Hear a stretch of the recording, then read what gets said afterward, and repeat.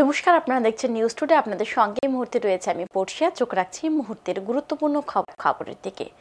মুম্বাইতে ত্রিপুরা ভবন নির্মাণের উদ্যোগ গ্রহণ করেছে রাজ্য সরকার এবং বলা চলে যে চিকিৎসা সংক্রান্ত কারণে রাজ্যের বহু মানুষ কিন্তু মুম্বাইয়ে যান এবং মুম্বাইয়ে যাওয়ার পর দেখা যায় যে একটা সমস্যায় পড়তে হয় তাদের, কেননা ওইখানে কোনো ধরনের কোনো কিছু সরকারি কোনো কিছু নেই, যার জন্য মুম্বাইতে ত্রিপুরা ভবন নির্মাণের উদ্যোগ গ্রহণ করে এবং ত্রিপুরা ভবন নির্মাণের জন্য জায়গা চিহ্নিত করা হয় এবং বৃহস্পতিবার মুম্বাইতে প্রস্তাবিত ত্রিপুরা ভবনের জন্য যে নির্ধারিত জায়গা রয়েছে সেই জায়গাটি পরিদর্শন করেন মুখ্যমন্ত্রী এবং মুখ্যমন্ত্রীর সাথে ছিলেন প্রশাসনিক আধিকারিকরা।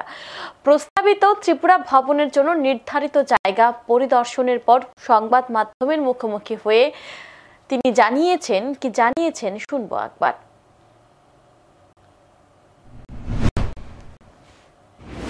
যে এখানে যেহেতু প্রায়শই আমাদের ত্রিপুরার থেকে অনেক পেশেন্টরা আসে বা অন্য কাজেও এখানে আসে, তো মুম্বাইতে বা মহারাষ্ট্রে আমাদের কোনো ত্রিপুরা ভবন নেই। তো আমরা এই চিন্তা করে আমাদের ক্যাবিনেটে আমরা ত্রিপুরা ভবনের জন্য জায়গা আমরা এখানে নিয়েছি। তো ফিজিক্যালি আমি এখানে এসেছি। আমি আজকে ভোট টেকিং সিরিমনিতে, আপনারা জানেন যে আজকে এখানে ভোট টেকিং সিরিমনি আমাদের মহারাষ্ট্রের মুখ্যমন্ত্রী আজকে নেবেন। আমি ভাবলাম এই সুযোগে আমি প্রোগ্রামটাও করে নিলাম, যে জায়গাটা দেখে নিই।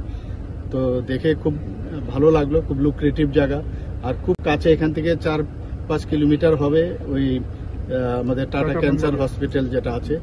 যে সব দিক দিয়ে দুটো রাস্তা আছে, এদিকে সামনেও আছে পেছনেও আছে, দুদিকে রাস্তা হচ্ছে।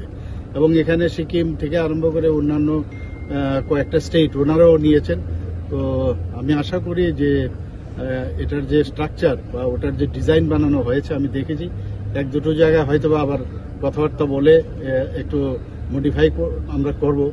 তো আমরা অলরেডি প্রায় 100 কোটি টাকার মতো আমরা ক্যাবিনেটে স্যাংশন দিয়েছি।